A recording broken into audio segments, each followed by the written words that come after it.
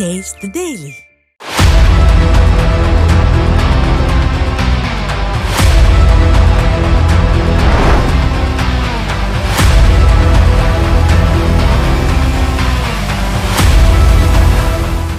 News டே தொலைக்காட்சி நேயர்களுக்கு வணக்கம். இன்றைய சொல்லியடி நிகழ்ச்சியின் சிறப்பு விருந்தினராக ஊடகவியலாளர் அன்பழகன் நம்மோடு இணைந்திருக்கிறார். அவரிடம் பேசலாம். சார் வணக்கம். சார் வணக்கம். சார், இப்போது தூய்மை பணியாளர்கள் போராட்டம் அரசுக்கு மிகப்பெரிய நெருக்கடியை ஏற்படுத்தியிருந்த சூழலில் இப்போ தூய்மை பணியாளர்களுக்கு, அதாவது சென்னை மாநகராட்சியில் இருக்கக்கூடிய தூய்மை பணியாளர்களுக்கு 3 வேளை நாங்கள் உணவு அளிக்க போகிறோம், அதுக்குன்ட்டு ஒரு 150 கோடிக்கு அரசு இப்போ டெண்டர் கோரியிருக்கு. இதை நம்ம எப்படி புரிஞ்சுக்கலாம்? அதை ஆக்சுவலாக தூய்மை பணியாளர்கள் கேட்ட கோரிக்கை இது இல்லை. அவங்க வச்ச கோரிக்கை ரொம்ப தெளிவானது. பணி நிரந்தரம், தனியார்ட்ட ஒப்படைக்கக்கூடாது, எங்களுடைய சம்பளம் குறைக்கப்படக்கூடாது, இப்படிங்கிறதான் 3 முக்கியமான கோரிக்கை. இந்த கோரிக்கை வலியுறுத்தி தான் கிட்டத்தட்ட 13 நாட்கள் காத்திருப்பு போராட்டம் ரிப்பன் பில்டிங் வாசலுக்கு வெளியே போராடிட்டு இருந்தாங்க. ஒரு சீரியஸான ஒரு பிரச்சனை. அந்த பிரச்சனையை இந்த அரசு கையாண்ட விதம் ரொம்ப தவறான ஒரு விஷயம். காரணம் என்னென்னா, அந்த ஃபர்ஸ்ட் ஆஃப் ஆல் அந்த மக்கள் அந்த கோரிக்கை இந்த அரசிட்ட கேட்கறதுக்கு நியாயமான காரணங்கள் இருக்குது. ஏன் அப்படின்னா, கடந்த காலத்தில் அந்த அரசு அதை செய்யலை அப்படிங்கிறதுனால இவர் அந்த மக்களுக்கு அந்த நம்பிக்கை ஏற்படுத்தினார். நான் செஞ்சு கொடுத்துறேன் அப்படின்ற மாதிரி சொன்னார். அதே மாதிரி கடந்த காலத்தில் இருந்த முன்னாள் முதல்வர் எடப்பாடி பழனிசாமிக்கு அன்றைய எதிர்க்கட்சி தலைவர் ஸ்டாலின் அவர்கள் என்ன சொன்னார்னா, நீதிமன்றத்தில் இந்த விஷயம் பெண்டிங்கில் இருக்குன்னு காரணம் காமிச்சு அந்த கோரிக்கை நீங்கள் பரிசீலனை பண்ணுறதை தவற விட்டுறாதீங்க அப்படின்னு சொன்னார். ஆனால் இவர் ஆட்சிக்கு அதை தவற விட்டுட்டார் அப்படிங்கிறதான் டோட்டலாக பார்க்க வேண்டியதாக இருக்குது. ஸோ அந்த மக்கள் இந்த முதல்வரை நம்பி ஏமாந்துருக்காங்க அப்படிங்கிறது உண்மையான ஒரு விஷயம். ஸோ அந்த விஷயத்தில் என்னென்னா, அந்த அரசுக்கு பெரிய கெட்ட பேர் ஏற்பட்டுருச்சு. 13 நாட்கள் போராடினாங்க, கோரிக்கை நிறைவேற்றப்படல. அப்புறம் நீதிமன்றத்தினுடைய தீர்ப்பை செயல்படுத்துறதுக்காக காவல்துறை உள்ளே இறங்கி ஒரு பெரிய நெருக்கடிக்கு அவங்க ஆளானாங்க அப்படிங்கிற விஷயம். ஆளானதுனால இந்த அரசுக்கு மிகப்பெரிய ஒரு டேமேஜ் ஏற்பட்டுருச்சு.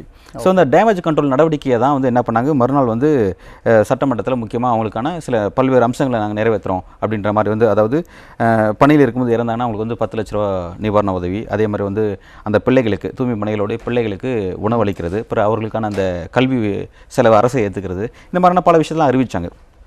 அறிவித்தது மட்டும் இல்லாமல் என்னென்னா, சென்னையுடைய மேயர் திரு பிரியா மற்றும் அமைச்சர் சேகர்பாபு 2 பேரும் என்ன பண்ணாங்க, பல தூய்மையாளர்களை ஒன்றா கூட்டிக்கிட்டு ரோட்டில் ஒரு வீதி உலகம் வந்தாங்க.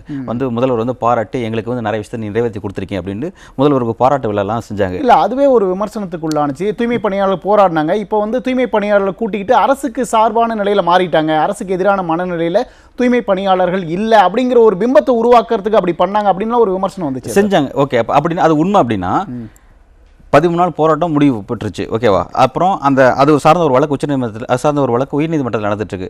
அங்கே எப்படி நடந்துச்சு, அவங்க எப்படி மனித உரிமை மீறி நடந்துச்சு அப்படிங்கிற ஒரு வழக்கு ஒன்று போயிட்டுருக்கு. அது விட்டுருங்க. அடுத்து சிந்தாதிரிப்பேட்டையில் மே நாள் சிந்தாதிரிப்பேட்டையில் 14ஆம் தேதி நினைக்கிறேன், 14ஆம் தேதி 4ஆம் தேதி நினைக்கிறேன், ஒரு 300 தூய்மை பணிகள் ஒன்றா சேர்ந்து போராடினாங்க. அதே கோரிக்கைக்காக அந்த பிரச்சனை இன்னும் முடியலன்னு போராடினாங்க. அப்புறம் இப்போ 8ஆம் தேதி குறுக்குப்பேட்டையில் ஒரு 13 தூய்மை பணியாளர்கள் உண்ணாவிரத போராட்டம் செஞ்சாங்க. மறுபடியும் மறுநாள் சென்னை சென்ட்ரலில் ரயில்வே ஸ்டேஷன் அங்கே போராட்டம் பண்ணாங்க. தினம் போராட்டம் பண்ணிகிட்டே இருக்காங்க. காவல்துறை அவங்க போராட்டம் முடியல. அவங்க எங்கெல்லாம் அசம்பிள் ஆக முடியுமோ அசம்பிள் ஆகி உண்ணாவிரத போராட்டம் செய்கிறாங்க. இப்போ 4 பேர் மருத்துவமனையில் இருக்காங்க. ஒரு 10 பேர் அந்த போராட்டத்தை வேறு வடிவில் செய்கிறாங்க. காவல்துறை அவங்களை கைது செய்யக்கூடிய ஆக்டிவிட்டி செஞ்சுட்டே இருக்காங்க. அது இன்னும் முடியல. ஏன்னா அவங்க கேட்கக்கூடிய பிரச்சனை எங்களுக்கு, அதாவது எங்களோட சம்பளம் இமீடியட்டாக கட் ஆகுது. நாங்கள் வாங்கிட்டு இருந்த 16,000 சேலரிங்கிறது இமீடியட்டாக எங்களுக்கு கட் ஆகுது. சரி, நாங்கள் வாங்கிட்டு இருந்த சேலரி 23,000 வாங்கிட்டு இருந்தோம். அது கட்டாயமாக உடனடியாக 16,000 போகுது. என்ன கேள்வினா சார், இப்போ தூய்மை பணியாளர்கள் கேட்கறது 2 விஷயம் தான். ஒன்று, பணியை தனியார் மையத்தில் ஒப்படைக்கக்கூடாது. இன்னொன்று, எங்களுக்கு பணி நிரந்தரம் வேணும். அவங்க கேட்குறது 2 கோரிக்கை தான். ஆனால் அரசு அதை செய்யாமல் நாங்கள் உங்களுக்கு 3 வேளை உணவு கொடுக்குறோம், இல்லை நிறைய தீர்மானங்கள் நிறைவேற்றுறோம் அப்படின்னு செய்யறது எதற்காக?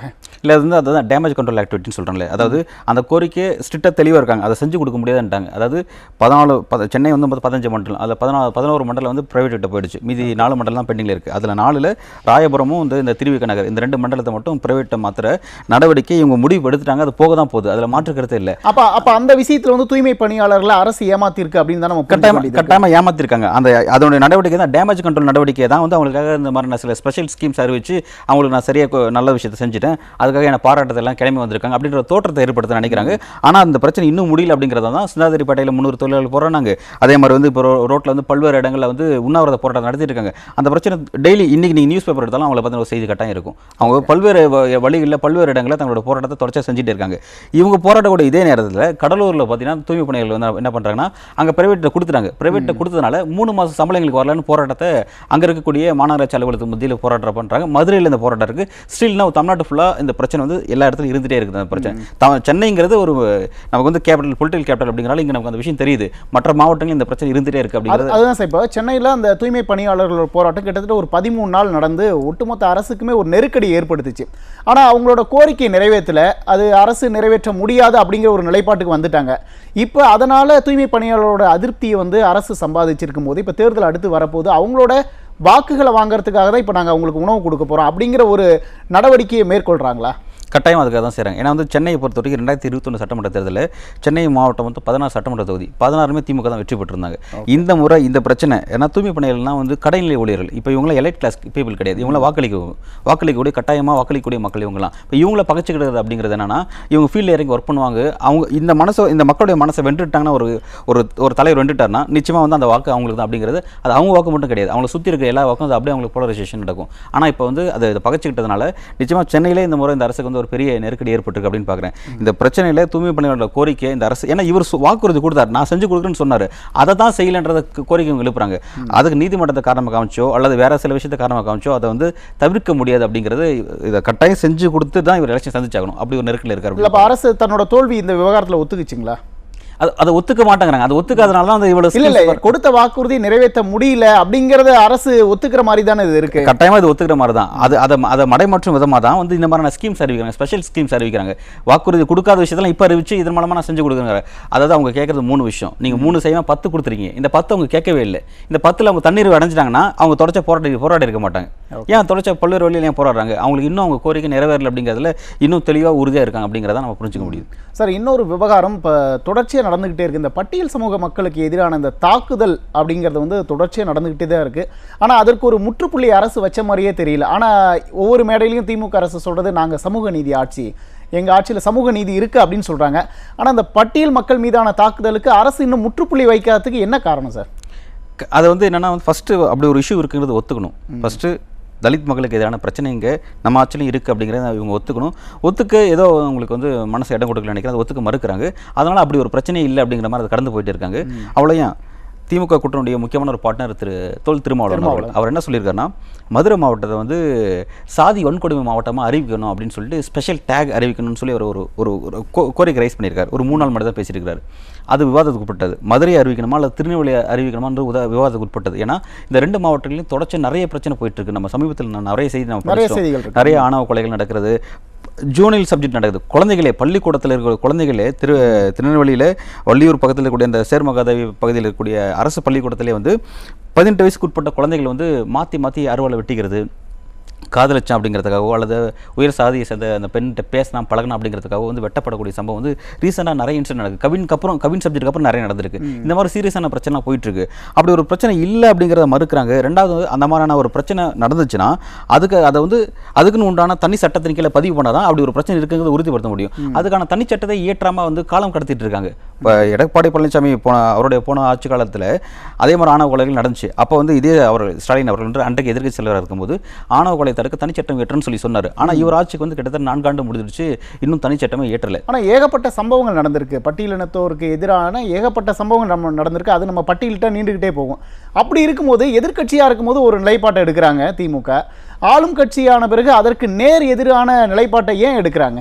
இல்லை வந்து இந்த மாதிரி இது வந்து ஒரு சென்சிட்டிவான பிரச்சனை இதை பார்க்குறாங்க. இதெல்லாம் வந்து என்னென்னா தொட்டா வந்து அது வாக்கு சம்பந்தமான பிரச்சனை இருக்குது. அதன் மூலமாக வந்து அதில் வந்து கொஞ்சம் டிஸ்டன்ஸ் மெயின்டைன் பண்ணுறாங்க அப்படிங்கிறத நான் புரிஞ்சிக்க வேண்டியதாக இருக்குது. இல்லை, வாக்கு சம்பந்தமான பிரச்சனையாக இருந்தாலும் கூட இப்போ திமுக கூட்டணியில் விசிக இருக்குது, திருமாவளவன் இருக்காரு, பட்டியலின மக்களோட பிரதிநிதியாக தன்னை வந்து முன்னிறுத்தி காட்டுறாரு.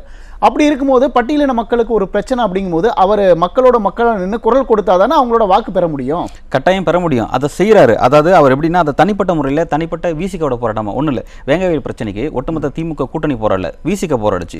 அதே மாதிரி சிபிஎம் இடதுசாரிகள் சில இடத்துல போறானா அதிகமான போராட்டத்தை விசிக மட்டும் தான் எடுத்துச்சு.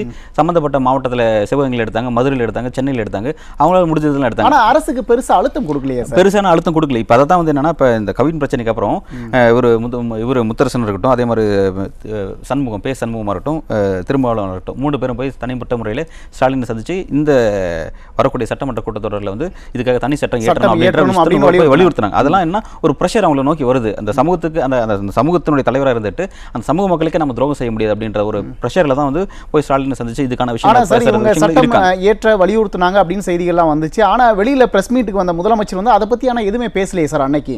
இல்லை அவர் வந்து அதான் சொல்கிறேன், இது வந்து சென்சிட்டிவான பிரச்சனை அப்படிங்கிறனால அது டிஎம்கே கடந்து போக தான் பார்க்குறேன். அதில் வந்து மாற்று கருத்து இல்லை, ஒன்றும் இல்லை. அவ்வளோ இப்போ கவி நானோ போலக்கூடிய விஷயத்த உதாரணமாக சொல்கிறேன். அந்த பிரச்சனையில் வந்து பாதிக்கப்பட்ட அந்த குடும்பத்தோடைய அந்த வீட்டுக்கு போய் பார்க்குறாங்க, யார் கனிமொழி அவர்கள் போய் பார்க்குறாங்க.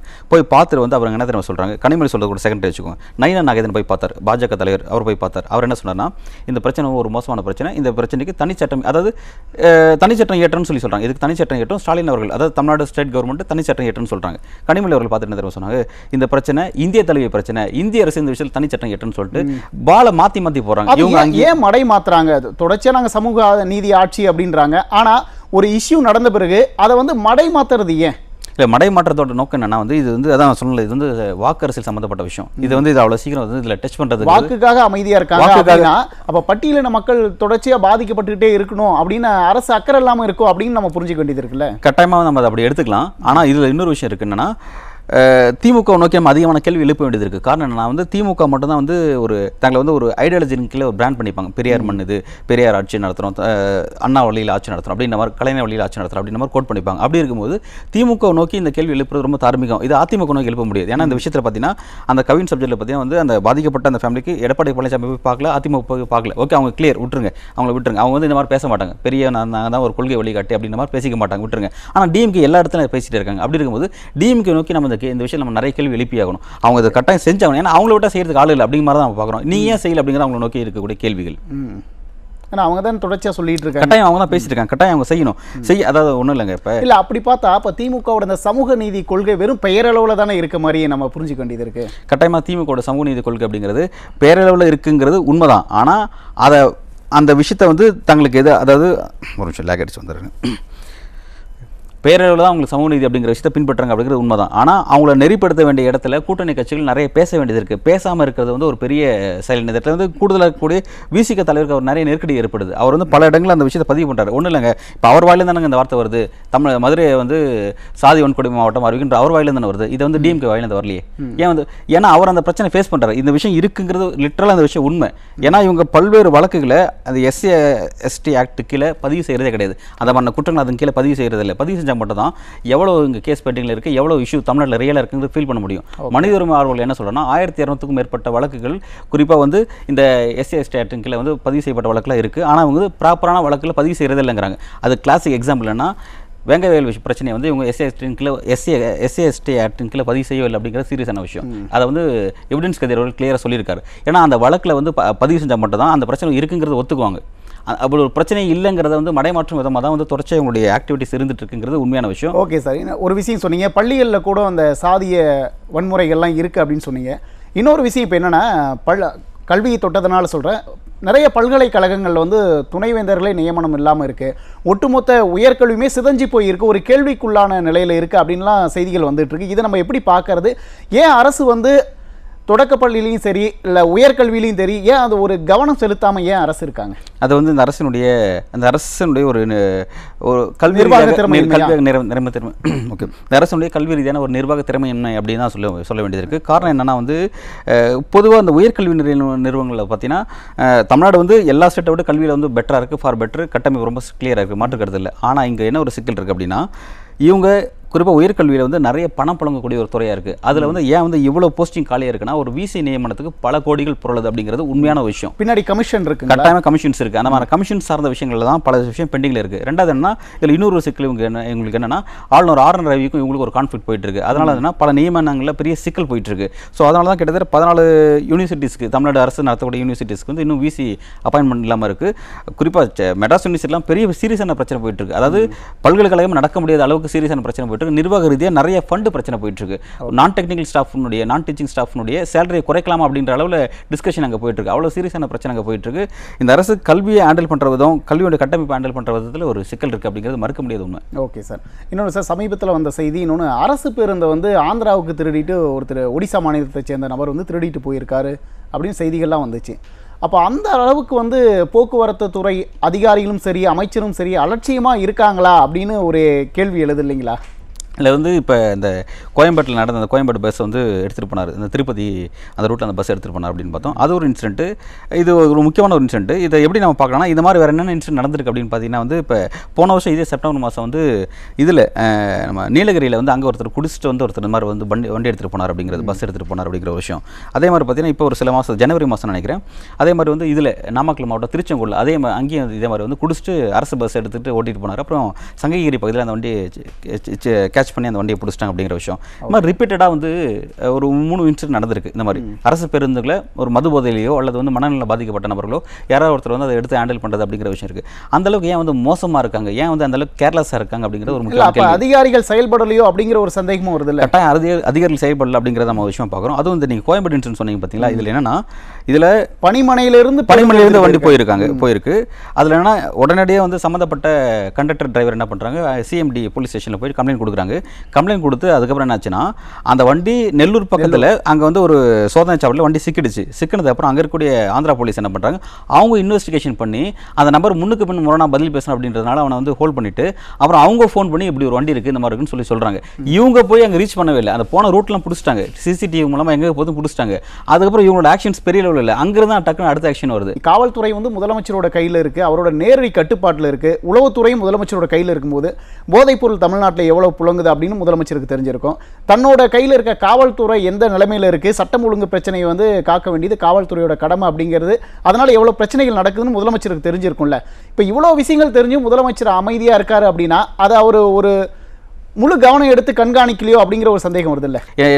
எனக்கு தெரிஞ்ச சர்க்கிளில் நண்பர்கள் சொல்ல விஷயம் என்னன்னா, ரீசன்ட் லாஸ்ட் ஒரு 3 இயர்ஸாக வந்து அதிகமான புழக்கங்கள் வந்து எல்லா பகுதியிலும் போயிட்டு இருக்கு அப்படிங்கிற விஷயம். நீங்கள் ஆல்ரெடி இந்த சாதி ரீதியான பிரச்சனை குறிப்பிட்டீங்களே, இந்த ஆணவ கொலை விஷயம், அந்த மாதிரியான கேஸ்ட் அட்ராசிட்டி விஷயம், இந்த எல்லா விஷயத்துக்கும் பேக்ரவுண்டில் வந்து இந்த கஞ்சா போன்ற போதை வஸ்துக்கள் வந்து எளிமையாக வந்து இங்கே இருக்கக்கூடிய இளைஞர்கள் மத்தியில் போய் சேருது, குழந்தைகள் மத்தியில் போய் சேருது, அது ஸ்கூல் படிக்கிற குழந்தைகள் மத்தியில் போய் சேருது அப்படிங்கிற விஷயத்தை ரொம்ப அங்கீகரிக்கப்பட்ட ஃபீல்டில் ஒர்க் பண்ணக்கூடிய சில முக்கியமான ஆக்டிவிஸ்ட்டே அந்த கருத்தில் சொல்கிறாங்க. நான் ஃபீல்டு போனால் இந்த மாதிரியான பிரச்சனைலாம் பார்த்து அப்படின்னு சொல்கிறாங்க. அப்போ வந்து இந்த போதைப் பொருள் விஷயம் வந்து ரொம்ப எளிமையாக எல்லா இடத்துக்கும் போய் சேர மாதிரியான இங்கே ஸ்ட்ரக்சர் இருக்குது, நிர்வாக ஸ்ட்ரக்சர் இருக்குது. அதை தடுக்கிறதுல மிகப்பெரிய ஒரு தோல்வி கட்டம் இருக்குது அப்படிங்கிறது ஒத்துக்கணும். அதை சரி பண்ணால் மட்டும் தான் வந்து, ஏன்னா இப்போ நம்ம சாதி ரீதியான பிரச்சனை சரி பண்ணணும்னு பேசிட்டு இருக்கோம், அதுக்கு தனி சட்டம் ஏற்றணும்னு பேசுகிறோம். ஆனால் அதுக்கு சில மூல காரணமாக இந்த மாதிரியான பொருட்கள் இருக்குது அப்படிங்கிறத நம்ம பேசி தானே ஆகணும். அதை கட்டுப்படுத்த வேண்டிய அரசோட கடமை. எல்லா கிரைமுக்கும் பின்னாடி வந்து ஒரு போதை வஸ்துக்கள் இருக்குங்கிறது எப்பவும் இருக்கக்கூடிய விஷயம். சட்ட ஒழுங்கு நீ எடுத்தாவே சட்ட ஒழுங்குக்கு எல்லாத்துக்கும் காரணம் இந்த மாதிரியான போதை வஸ்துக்கள்ங்கிறது எப்பவும் இருக்கக்கூடிய விஷயம்.